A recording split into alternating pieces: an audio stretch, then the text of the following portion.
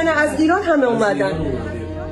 دستبندا هنوز هست. دیشب به بهونه این که ما رو دارن انتقال میدن به کمپ تگزاس به خاطر این که کمپ کالیفرنیا پر شده، ماها رو قل و زنجیر کردن، دستا رو به هم بستن، 3 دور زنجیر دور کمرا بستن، دستا تکون نمیخورد، پابند داشتیم، بچه ها، زن، مرد، همه همینطوری بودن.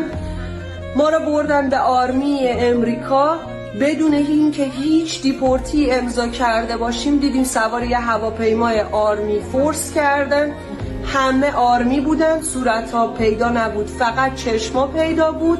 هرچی میگفتیم کجا داریم میریم میگفتن داریم انتقالتون میدیم. بعد از اون 6 ساعت 7 ساعت زن و بچه حالا همه بد میشد، قش میکردن، دستبندهای قرمز به بعضی از دستا بود که مریضی های وخیم داشتن، صدای گریه، صدای وحشتناک از هواپیماهای آرمی. و بعد از 7 ساعت حرف زدن باهاشون